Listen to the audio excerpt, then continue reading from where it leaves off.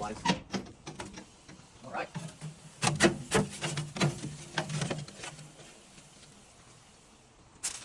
You gonna wrap it? We are gonna wrap it. That's as much bark as I want. Good color without being crunchy. Wrap it in foil to hold in all the juices. And Why foil? on pork, foil does a pretty good job of kind of steaming it. It will increase the cook speed, which is nice. Let's see which side the. How long has that been on so far? Oh, I don't know, 8 hours, maybe. Wow. But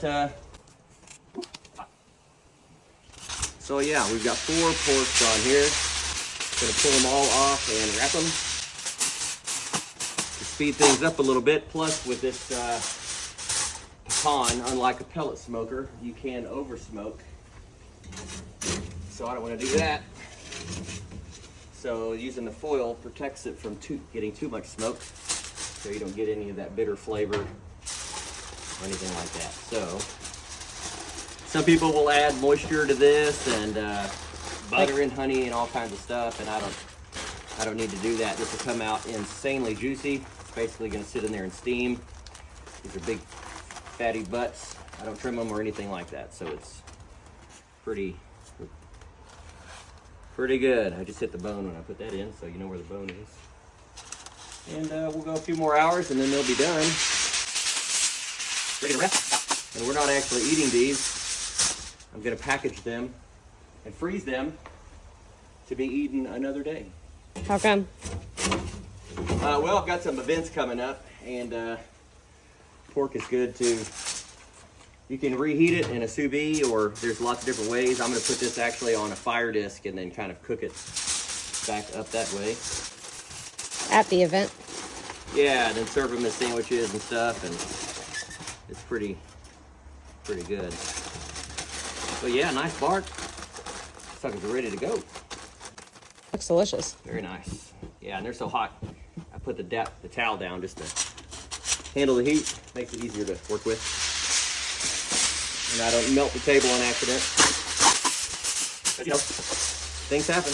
How long do you typically cook these for? Oh, about 12 hours. 12 hours and you just keep the fire going? Yep. Yep, with stacks of pecan.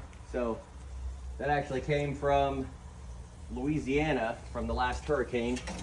Oh, wow. They had some trees go down, and I acquired some of those trees. Good, fresh, real pecan. Awesome. So yeah.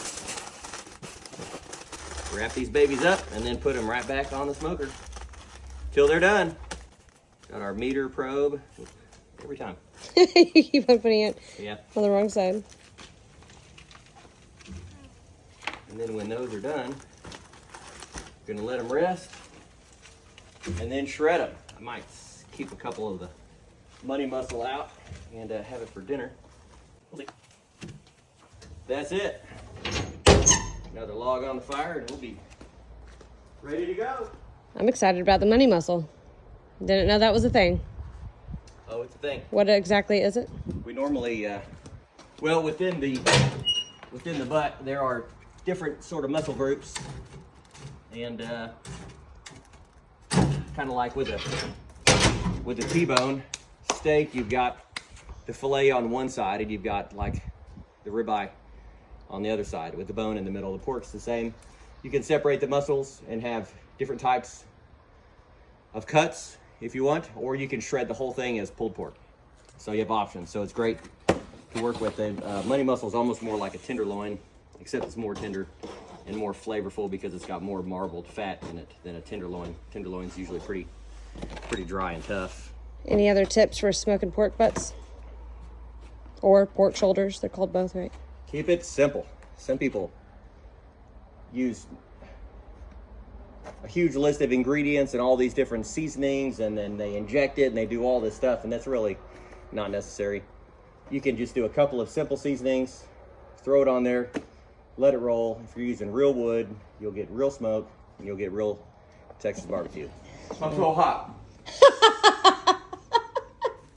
I I just pulled it out of the oven. Potatoes. Oh, they're so good though.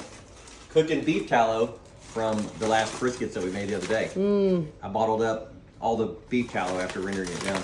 So good. In use of bacon fat, if you run out, you can use beef tallow. So here's the one of the butts. We just finished 4 of these bad boys that we are going to package up and freeze for later consumption. Yeah, But flip it over. that butt, see, no pun intended. Yeah. But I'm gonna have some of this for dinner tonight. That bark looks amazing. Yep. Put your hands in the way.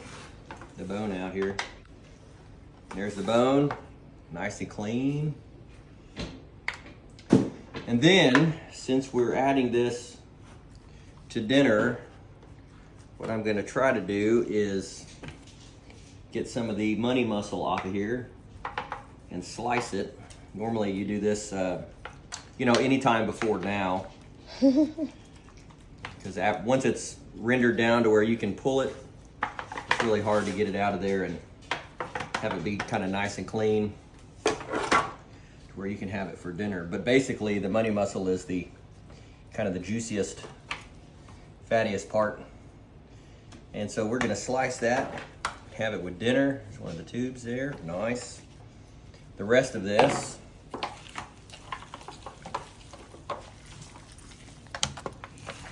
just pull it. And then after it cools down, when it gets about room temperature, I'm gonna put it in the fridge, and then I'm gonna let all of the fat congeal back up. You don't wanna freeze it, but you want it cold. And then what you can do is you can take big bricks of it and put it in a food saver, and then vacuum seal it, and then throw it in the freezer. And then it just stays good. And then anytime you want it, you can reheat it.